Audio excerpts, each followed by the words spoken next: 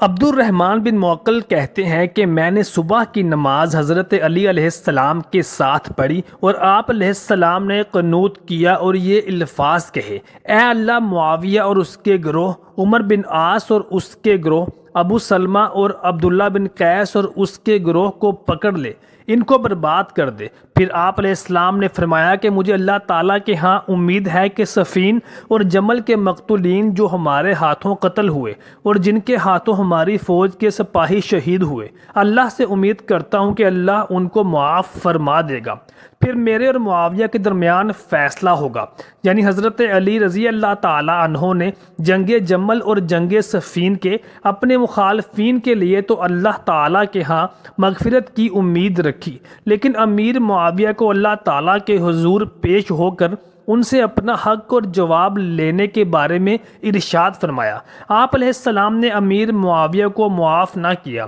اس ضمن میں ایک ضعیف راوی ابن جوہری حضرت عمر بن عبد العزیز رضی اللہ تعالی عنہ کی نسبت سے ایک روایت لے کر آتا ہے جس کی کوئی صحیح سند موجود نہیں، لیکن یہاں بیان کرنا ضروری ہے۔ وہ کہتا ہے کہ مدینہ میں ایک شخص نے عمر بن عبد العزیز رضی اللہ تعالی عنہ سے امیر معاویہ اور حضرت علی رضی اللہ تعالی عنہ کے درمیان عزل کے بارے میں دریافت کیا، تو حضرت عمر بن عبد العزیز رحمۃ اللہ علیہ نے فرمایا کہ میں نے بارہا خواب میں امیر معاویہ اور حضرت علی علیہ السلام کو دیکھا ہے، اور حضرت علی امیر معاویہ کا ہاتھ تھامے ہوئے کھڑے ہیں، اور حضور نبی کریم صلی اللہ علیہ وآلہ وسلم ان دونوں کو ایک خیمے میں اپنے پاس بلاتے ہیں، اور وہ دونوں خوشی خوشی باہر نکلتے ہوئے نظر آتے ہیں، اور حضرت علی رضی اللہ تعالی عنہ یہ ارشاد فرماتے ہیں کہ مجھے میرا حق دلا دیا گیا ہے۔ امام طبری اور ابن خلدون اور امام ظاہری کے مطابق یہ روایت درست نہیں ہے،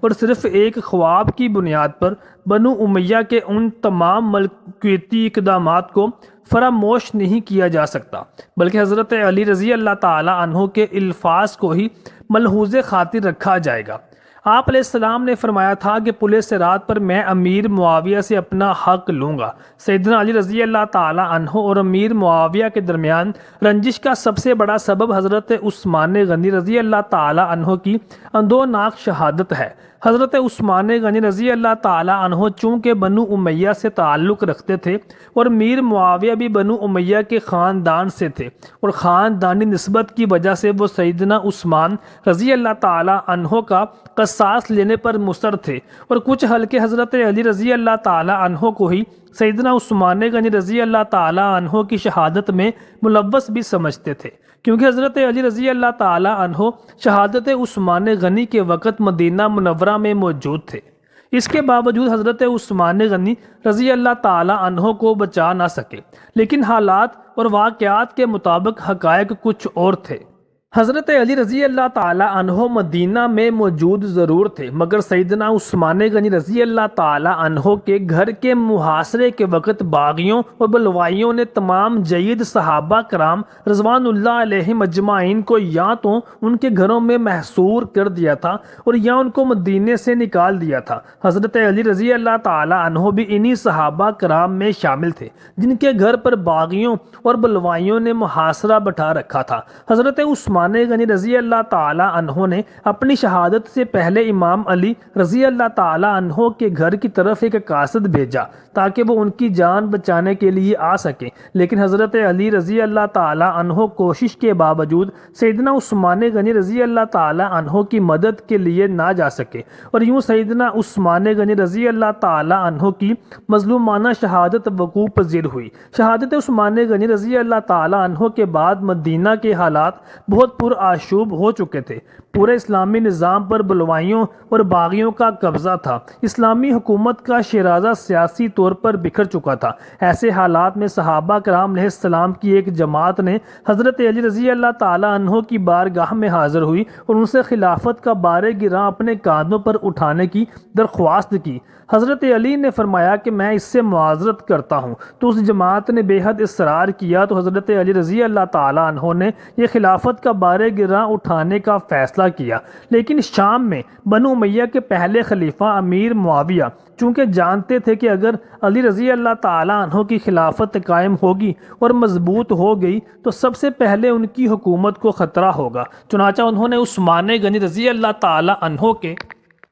خون کا بدلہ لینے کا مطالبہ کیا، اور یہ بھی مطالبہ کیا کہ جب تک قصاص عثمان غنی نہ لیا جائے گا تب تک علی المرتضیٰ رضی اللہ تعالیٰ عنہ کی خلافت کو قبول نہیں کیا جائے گا۔ پس یہیں سے حضرت علی رضی اللہ تعالیٰ عنہ اور امیر معاویہ کے درمیان ایک نہ ختم ہونے والی رنجش کا آغاز ہوا۔ حضرت علی رضی اللہ تعالیٰ عنہ کا موقف یہ تھا کہ ابھی شورشوں اور بغاوت کا خدشہ ہے اور زوروں پر ہے، ابھی میری بیعت کر کے میری خلافت کو مضبوط کیا جائے اور میرے ساتھ مل کر قاتلین عثمان غنی کو گرفتار کر کے ان سے قصاص لیا جائے۔ لیکن شام کی طرف سے یہی تقاضا کیا جاتا رہا کہ پہلے قاتلین عثمان غنی کو گرفتار کیا جائے۔ امام طبری ابن خلدون کے مطابق گورنر شام کی طرف سے یہ اعتراض صرف ایک ہیلہ اور بہانہ تھا کہ کسی طرح سے حضرت علی رضی اللہ تعالی عنہ کی خلافت مضبوط نہ ہو سکے، تاکہ علی رضی اللہ تعالی عنہ اسی فتنے کے اندر مصروف رہیں اور خود شام کی حکومت مضبوط سے مضبوط ہوتی رہے۔ یہ سب ایک سازش اور بہانہ تھا۔ حالانکہ جب سیدنا عثمان غنی رضی اللہ تعالی عنہ کے گھر کا محاصرہ کیا گیا اور حالات اتنے پرآشوب ہو چکے تھے تو معاویہ نے شام سے سیدنا عثمان کی حفاظت کے لیے فوج کیوں نہ بھجوائی، اور اس بات کو تقویت تب بھی ملی جب حضرت امام حسن علیہ السلام نے امیر معاویہ کے ساتھ صلح کی بنیاد پر آپ نے اس شرط پر صلح کی تھی کہ قاتلین عثمان غنی کو گرفتار کر کے ان کو سزا دی جائے گی اور امیر معاویہ اپنا جانشین مقرر نہیں کریں گے، لیکن ان میں سے کوئی بھی شرط پوری نہ ہو سکی، جو کہ اس بات کی طرف اشارہ ہے کہ امیر معاویہ کا مولا علی رضی اللہ تعالی عنہ کی بیعت نہ کرنا محض اپنی حکومت کو کھو دینے کے خدشے کے پیش نظر تھا۔ قصاص عثمان کا بہانہ بنا کر حضرت علی کی خلافت کے منصب کو مکمل طور پر نبھانے نہ دیا گیا، اور جب امام حسن علیہ السلام نے خلافت ایک مصالحت کے تحت امیر معاویہ کو مکمل طور پر سونپ دی تو اس کے بعد بھی کئی سال تک امیر معاویہ کی خلافت اور حکومت قائم رہی، اور ان سالوں میں انہوں نے کسی بھی ایک بھی مجرم عثمان غنی کو پکڑ کر سزا نہ دی۔ یہ بھی اس بات کا ثبوت تھا کہ عثمان غنی کے قصاص کا مطالبہ کرنا صرف اور صرف ایک ہیلہ اور بہانہ تھا۔ کوفہ کی مسجدوں کے ممبروں سے حضرت علی رضی اللہ تعالیٰ عنہ پر لعنت اور طعن و تشریح کروانا بھی امیر معاویہ کے دور سے ہی شروع ہوا، جو کہ عمر بن عبدالعزیز کے دور تک جاری رہا، جبکہ جنگ جمل اور جنگ صفین کے دوران جب حضرت علی رضی اللہ تعالیٰ عنہ کے شیعان نے امیر معاویہ اور اہل شام پر لعنت کی تو حضرت علی رضی اللہ تعالیٰ عنہ نے ان کو روک دیا اور فرمایا کہ میں تمہیں اس کی ہرگز اجازت نہیں دوں گا کہ تم اپنی مخالفین کو بھی لعنت یا طعن و تشنیع کا نشانہ بناؤ، لیکن حضرت علی رضی اللہ تعالیٰ عنہ پر اور اہل بیت اطہار پر طعن و تشنیع کرنا اور لعنت کروانا یہ بنو امیہ کی نمازوں کے خطبات کا حصہ تھا۔ رسول خدا صلی اللہ علیہ وآلہ وسلم نے ارشاد فرمایا تھا کہ بنو امیہ سے ایک شخص ایسا ہوگا جو میری سنت کو تبدیل کر دے گا۔ اس حدیث کی شرح میں امام زہری فرماتے ہیں کہ کھڑے ہو کر خطبہ دینا نبی صلی اللہ علیہ وآلہ وسلم کی مبارک سنت تھی، لیکن بیٹھ کر خطبہ دینا امیر معاویہ کے دور سے شروع ہوا، کیونکہ امیر معاویہ کا پیٹ بہت بڑھ گیا تھا اور کھڑے ہو کر خطبہ دینا ان کے لیے ممکن نہیں تھا، چنانچہ انہوں نے بیٹھ کر خطبہ دینا شروع کر دیا، جو کہ نبی کریم صلی اللہ علیہ وآلہ وسلم کی مبارک سنت کو تبدیل کرنے کے مترادف تھا۔ محترم ساتھیو، ہماری ویڈیو کو لائک یا شیئر کیجیے گا اور کمنٹ سیکشن میں اپنی رائے سے آگاہ ہمیں ضرور فرمائیے گا۔